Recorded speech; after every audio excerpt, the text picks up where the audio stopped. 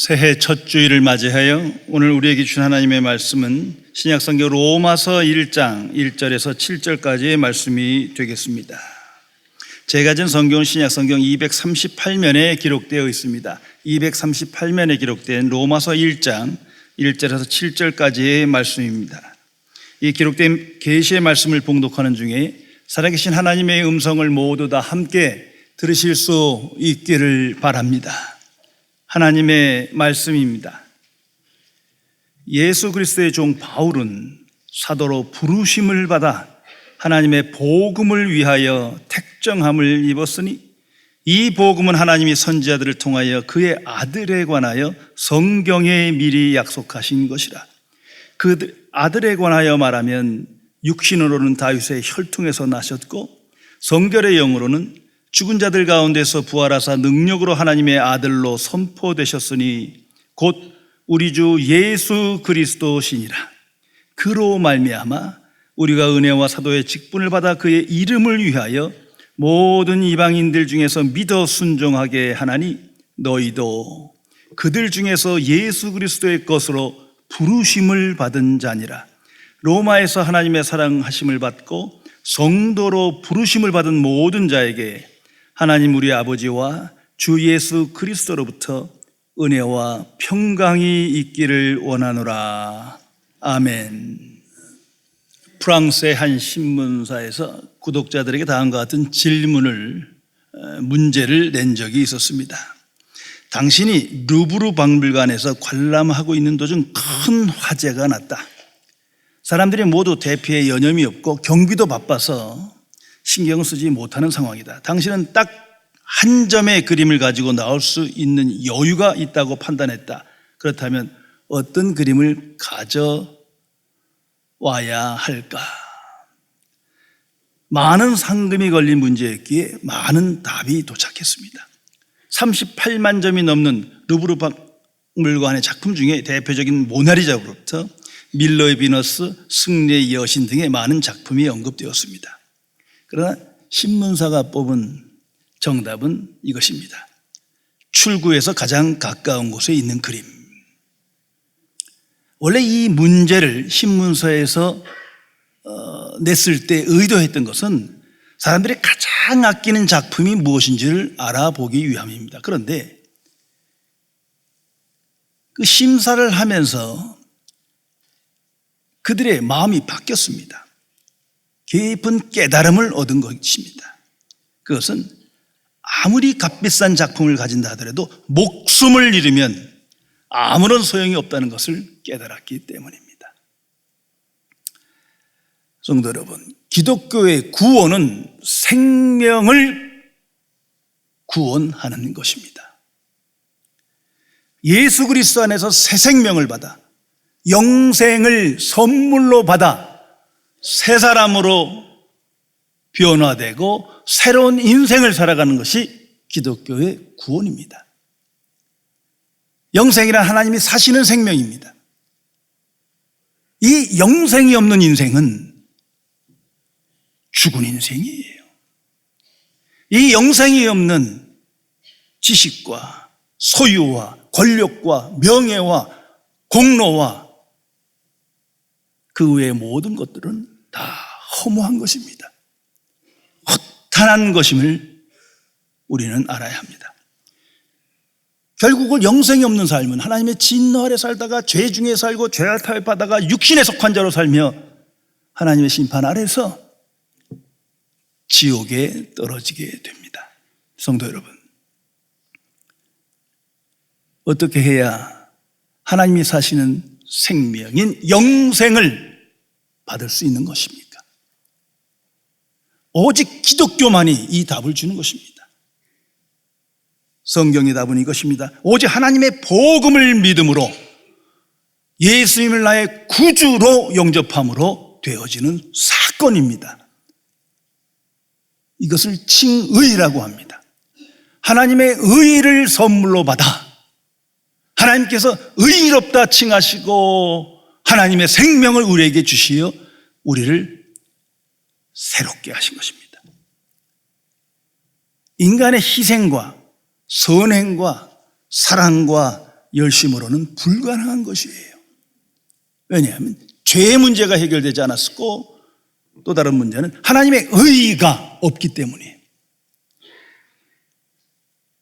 이 세상 모든 종교, 그 중에 특별한 종교가 많은 지혜가 있고 많은 교훈이 있다 하더라도 이것이 다른 거예요. 그곳엔 하나님의 의의가 없습니다. 하나님이 사시는 생명이 영생이 없어요. 이것을 분별하며 오늘을 살아가야 합니다. 현재 장신대 신학학 교수로 활동 중인 김철웅 박사가 쓴 소논문이 있습니다. 제목이 2000년 동안 교회가 반복한 일. 해서는 안 될 일을 교회가 계속 반복한 것이 있다는 것이죠. 그것은 복음을 윤리로 끌어내리는 일이다. 그런 발표하고 있습니다. 그 대표적인 것이 가톨릭이요, 오늘의 개신교입니다. 2000년 동안 하나님의 복음이 계속 윤리로 변하고 율법화되는 거예요. 그곳엔 하나님의 의의가 없어요. 거듭남의 역사, 부흥의 역사는 없는 겁니다. 한낱 종교로 변질되고 있음을 경고하고 있습니다. 왜 이런 일이 있는 겁니까? 성경을 깊이 묵상하면 아주 분명한 하나님의 교리, 복음의 교리로부터 빗나갔기 때문이에요. 그것은 바로 칭의와 justification, 의롭게 하신다는 하나님의 구원의 역사와 성화, sanctification, 거룩한 삶을 혼동해서 자꾸 동일시하기 때문입니다. 이건 무서운 죄입니다. 성도 여러분, 칭의, 하나님께서 오직 믿음으로 의롭게 하시는 사건은 단 한 번에 이루어지는 사건입니다. 그 의로, 칭의를 통해서 영생이 우리 안에 선물로 주어지는 거예요. 그러나 성화는 한평생이 이루어지는 겁니다. 우리는 끝까지 이루지 못할 거예요. 그냥 끝까지 죄인으로 살다 하나님의 은혜로 말미암아 이 칭의의 역사로 천국에 들어가게 되는 겁니다. 이 성화는 하나님의 칭의의 역사에 대한 응답으로 오직 믿음으로만 이루어지는 지속적인 구원의 역사입니다. 이 칭의와 성화는 모두가 하나님의 구원의 역사입니다. 이걸 분명히 인식해야 합니다. 그러나 오늘날 보면 역사에서 계속 오직 칭의만 말해요. 칭의만이 하나님의 역사다. 이렇게 되면 어떻게 되는 줄 아세요? 무율법주의가 돼요. 율법 폐지론자가 돼요. 그럼 오늘날도 보면 나는 구원받았다. 난 분명히 천국 갈 거야. 그런데 삶을 보면 엉망진창이에요. 복음의 증인도 아니고 회개도 안 하고 아니 죄와 타협하며 죄 중에 살면서도 참으로 뻔뻔해요. 나는 구원받았다고 생각해요. 이건 잘못된 겁니다. 그러나 더 악한 것은 그럴듯하지만 칭의와 성화를 동일시하는 거예요. 그러면 칭의가 사라져요. 나의 선행으로, 나의 착함으로, 나의 희생으로, 나의 사랑으로 그래야 최종 구원에 이른다. 아무도 구원받지 못할 거예요. 결국 위선자가 되고 맙니다. 이것이 기독교가 윤리로 전락하는 종교가 되는 그러한 현 주소입니다. 성경은 명백히 말합니다. 오늘 로마서 17절에도 유명한 하나님의 복음에 대한 선포가 기록되어 있습니다. 복음에는 하나님의 의가 나타나서, 이 말씀을 가감하면 안 돼요. 복음에는 하나님의 의가 나타나, 아니 복음에만 하나님의 의가 나타났다. 이 복음을 믿음으로 하나님의 의가 나타나서 내게 주어지는 거예요. 그 속에 하나님이 사시는 생명인 영생이 내게 선물로 주어지는 겁니다. 이 놀라운 의의 복음, 하나님의 복음이 계속 가감되고 변질되고 있는 시대를 우리가 살아가고 있는 겁니다. 한 주일학교에서 있었던 일입니다. 선생님이 아이들에게 너희들 밤에 잘 때 기도하는 사람 했더니 전부 다 손 들었어요. 여기요 저기요 하면서. 선생님이 다시 물었어요. 그럼 아침에 일어나서 기도하는 사람 했더니 한 명도 손을 안 들어요. 그래서 선생님이 야 너희들 왜 아침에 일어나서 기도하지 않냐? 밤에만 기도하고. 했더니 한 아이가 대표로 이렇게 말하더랍니다. 선생님, 아침에는 해가 떠서 안 무섭잖아요. 참 의미 있는 말이에요.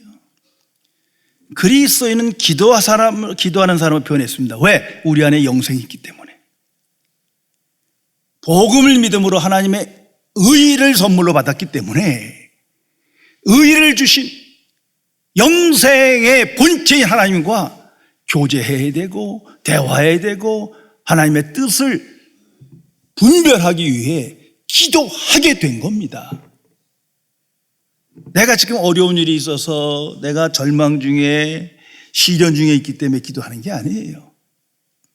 그냥 일상적으로 복음의 사람은 기도의 사람으로 변한 거예요.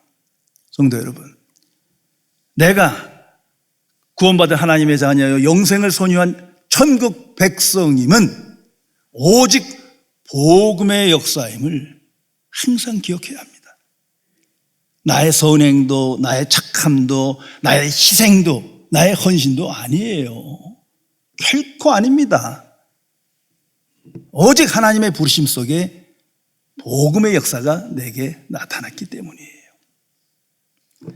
오늘 성경 안에 위대한 하나님의 사람 사도 바울의 신앙 고백이 하나님의 말씀으로 기록되어 있습니다.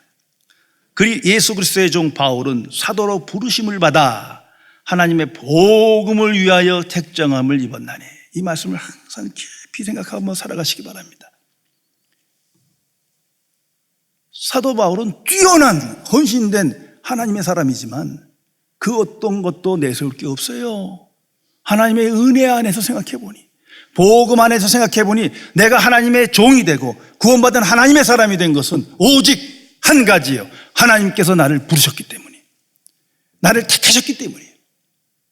그래서 그는 의도적으로 말합니다. 부르심과 택정함이 있어 내가 하나님의 사람이 되었다.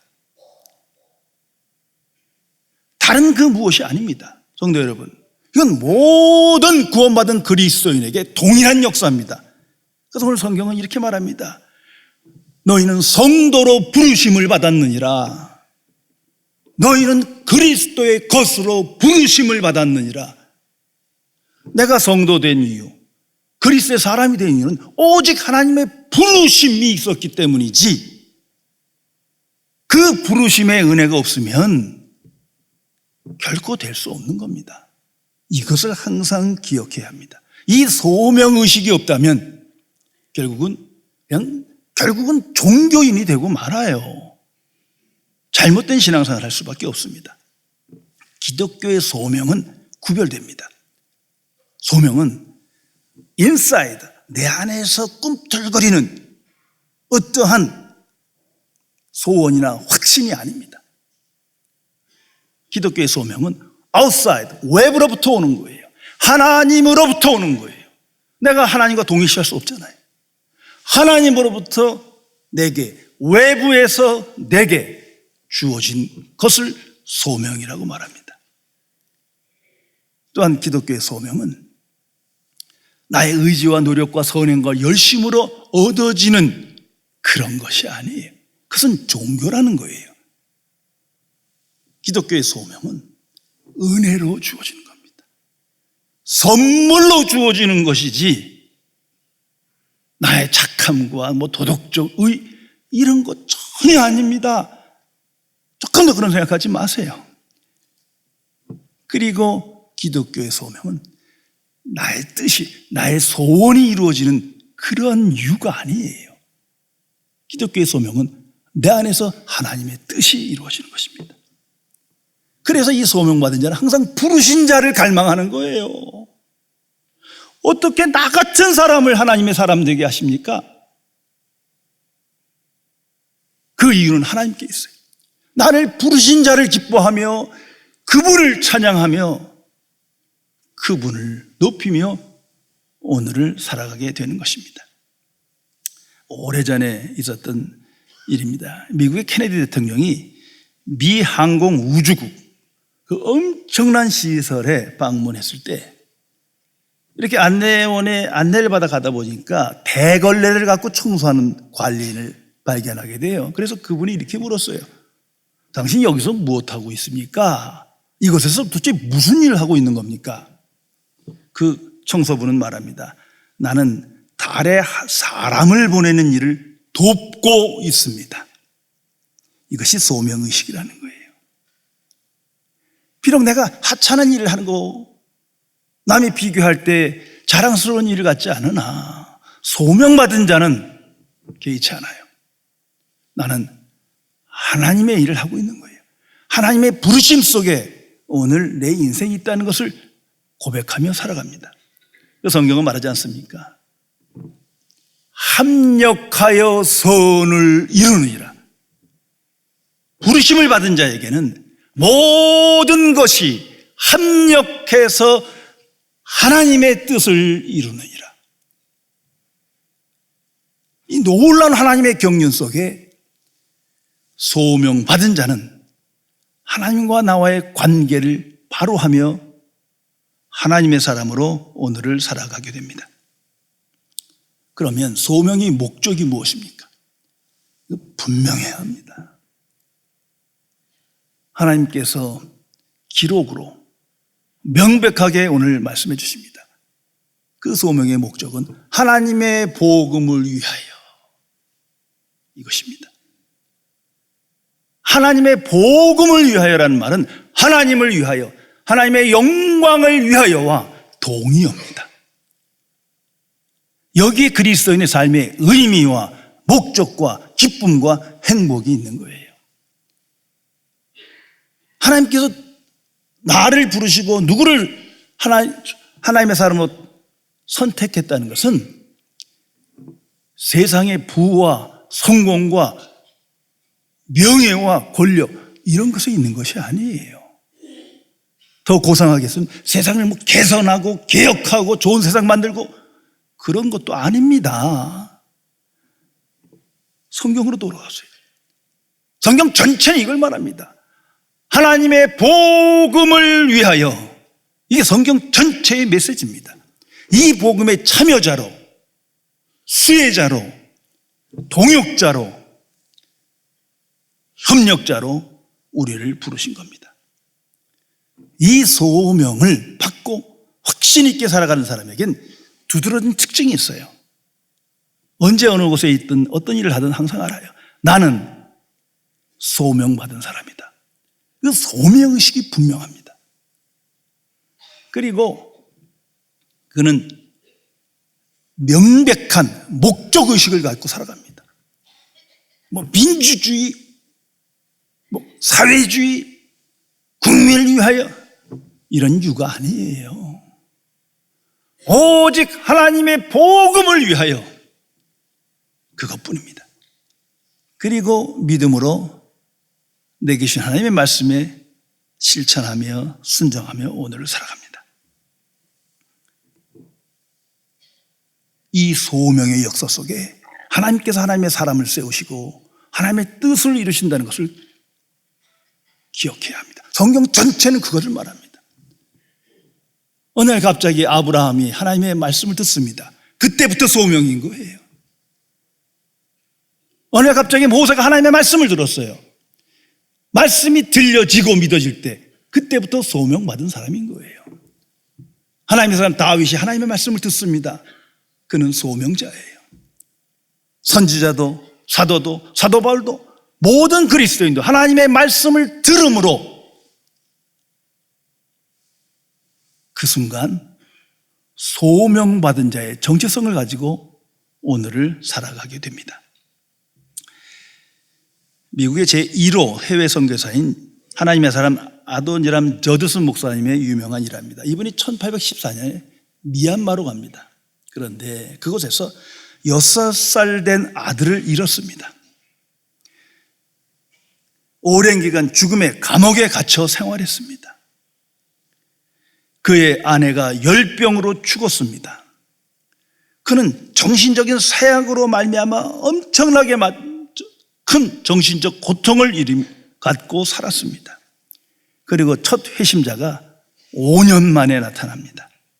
하지만 그는 사역을 중지하지 않았고 낙심하지 않았습니다. 왜? 사역이 생명보다 그 무엇보다도 중요했기 때문이에요. 사명이 그렇게 중요했기 때문이에요. 성도 여러분, 정말 소명받은 사람은 결과에 치우치지 않습니다. 결과에 책임이 엄격하게 없는 거예요. 중요한 건 소명인으로 하나님께 순종했느냐, 하나님의 뜻에 순종했느냐지, 하나님은 결과로 판단하지 않기 때문입니다. 하나님의 교회는 부흥되어야 합니다. 부흥은 오직 하나님만이 하실 수 있는 거예요. 거듭남의 역사이기 때문이에요. 그러나 성장은 제주조문 다 하는 거예요. 그것이 종교예요. 하나님이 굳이 필요 없어요. 거기에 무서운 유혹과 큰 질병이 있는 겁니다. 또한 소명받은 사람은 세상에서의 성공, 유명 이런 것들을 생각하지 않습니다. 오직 부르신 자의 그분에게 칭찬받고자 합니다. 그래서 오직 하나님의 복음을 위하여 순종하며 오늘을 살아갑니다. 역사에 나타난 모든 순교자가 그런 소명의식 속에 하나님의 복음을 위하여 생명을 던진 사람들입니다. 분명히 기억해야 합니다. 소명인은 복음이 무엇인지를 항상 기억하며 정의 내리며 그 복음을 전하며 오늘을 살아갑니다. 성도 여러분, 하나님의 복음이 무엇입니까? 오늘 성경은 답합니다. 이 성경을 피고 말씀을 전해야 합니다. 2절에 이렇게 기록되어 있습니다. 이 복음은 하나님이 선지자들을 통하여 그의 아들에 관하여 성경에 미리 약속하신 것이라. 그리고 계속 말합니다. 그의 아들에 관하여 그로 말미암아 그의 이름을 위하여.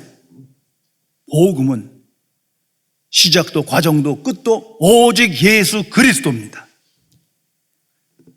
모든 성경은 예수 그리스도의 이름이 나오지 않아도 예수 그리스도를 증거한 거고 계시한 거예요.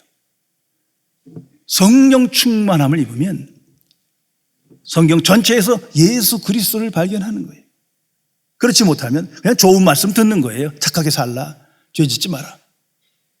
그건 어느 종교나 있는 거예요. 그 말씀 깊은 곳엔 항상 예수 그리스도가 있는 것입니다. 성도 여러분, 역사의 주인이 누구십니까? 소명자는 말합니다. 오직 예수 그리스도다.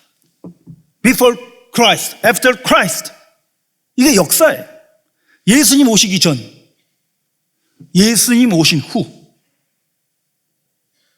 이 역사의식 속에 살아갑니다. 그리고 in Christ, 예수 그리스도 안에, 오직 예수 그리스도 안에 있어야, 예수 그리스도와 연합해야 믿음으로 하나님의 백성 되고 천국에 이를 것을 알기 때문입니다. 복음은 깨달음이나 추상적 진리가 아니에요. 그건 종교고, 복음은 역사적 사건입니다. 성경은 말합니다. 예언이 성취되었느니라. 사건이에요. 예수님의 성육신 사건서부터 십자가의 사건, 부활 사건, 사건이에요. 역사 속의 사건이에요. 그 사건을 통해서 하나님의 말씀을 듣는 거예요. 그래서 오늘 성경 6절에 이렇게 고백합니다. 너희도 그들 중에 예수 그리스도의 것으로 부르심을 받은 자다. 이 역사 속에 있는 사건을 믿음으로 그 역사의 참여자가 됐어요. 그리스도의 사람으로 부르심을 받았느니라. 얼마나 신비한 말씀입니까? 오직 영생을 소유한 자의 신앙 고백이요 정체성입니다. 그 소명자는 분명히 합니다. 모든 것이, 모든 새로운 역사가, 모든 하나님의 새로운 은총이 오직 예수 그리스도 안에서 내게 경험화되고 알려지는 거예요. 죄사함, 이건 추상적인 게 아니에요. 사건이에요. 의롭다 칭하는 칭의의 사건입니다. 하나님의 자녀됨의 사건입니다. 천국의 상속자의 사건입니다. 그리고 오늘 이 시대에 하나님을 아는 지식의 사건이 내 안에 일어나는 거예요. 또한 성화의 사건, 영화의 사건, 영생의 사건, 새로운 인생의 사건, 모든 하나님의 새로운 차원의 사건이 예수 그리스도 안에서 경험되고 고백됩니다. 얼마나 놀라운 일입니까? 그래서 그리스도인은 이 복음의 증인으로 오늘을 살아가는 거예요. 뭐 입을 벌려 전도하는 이런 차원 얘기가 아니에요. 증인입니다. 삶 자체가 증인이에요.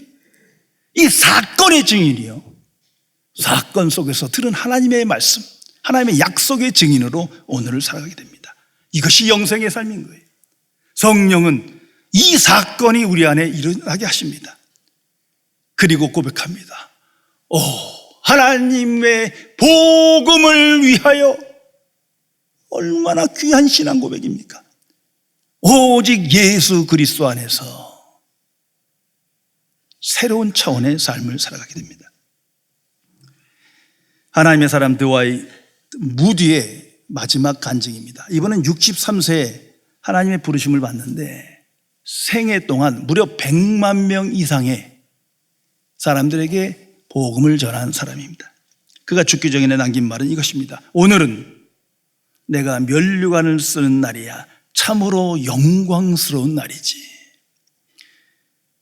그러면서 죽음이 임박했을 때 친구들에게 한 말입니다. 어느 날 신문에서 무디가 죽었다는 소식을 보게 될 것이다. 그러나 그 말을 믿지 마십시오. 바로 그 순간에 나는 현재 나보다 더 생생한 모습으로 살아있을 것입니다. 나는 더 높은 곳으로 올라갈 뿐입니다. 다시 말해 이 낡은 육체를 벗고 영원한 집으로 들어가 죄가 더럽힐 수 없는 몸, 주님의 영광스러운 몸과 같이 변화되었을 것입니다. 나는 육신으로는 1837년에 태어났고 영적으로는 1855년에 태어났습니다. 육으로 난 것은 죽겠지만 영으로 난 것은 영원할 것입니다. 성도 여러분, 구원받은 그리스도인은 소명 없는 삶은 죽은 거예요. 소명 없이는 어떤 기쁨도 은혜도 만족도 의미도 체험할 수 없습니다. 하나님의 백성은 복음의 증인으로 살아감 없이는 하나님의 주신 복도 누리지 못하고 하나님과 동행하지도 못하고 하나님께 영광 돌리는 삶을 살아갈 수 없습니다. 왜?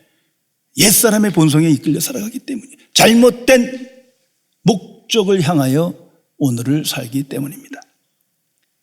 소명받은 자는 오직 예수 그리스도 안에 연합하여 하나님의 복음을 위하여 충성된 자로 살아갑니다. 그 속에서 하나님의 은혜와 진리, 은혜와 평강을 체험하며 누리며 기뻐하며 오늘을 살게 됩니다. 그 속에서 신령한 감사와 찬양과 만족한 삶을 고백하게 됩니다. 이것이 새 사람의 인생이요 승리의 삶입니다. 그래서 매일 항상 소명자의 정체성을 인식하며 나를 부르신 하나님을 기억하며 기뻐하며 하나님 앞에서 깨어 기도하며 오늘을 살아가야 합니다. 그리고 생의 의미와 목적을 바로하고 하나님의 복음을 위하여 충성된 증인으로 하나님께 영광 돌리는 승리의 삶을 살아가야 할 것입니다. 기도하시겠습니다. 전지전능하신 은혜 하나님, 아무리 생각해봐도 구원받을 만한 자격도 없고 그만한 인격과 거룩함도 없는 자이것만 오직 하나님의 부르심을 힘입어 주의 복음을 믿음으로 하나님의 자녀 되게 하시고 자녀된 권세의 신분으로 부르신 자를 기억하며 찬송하며 하나님과 바른 관계를 맺으며 복음의 증인으로 오늘을 살게 해주심을 진심으로 감사드립니다. 그러나 하나님의 복음의 그 가치와 능력과 경륜과 영광을 온전히 깨닫지 못하여 또다시 다른 복음에 매이고 잘못된 복음에 이끌려 하나님의 구원의 역사에 감격과 감사를 잃은 채 예수 그리스도 밖에서 자행자자는 죄인을 용서하여 주옵소서.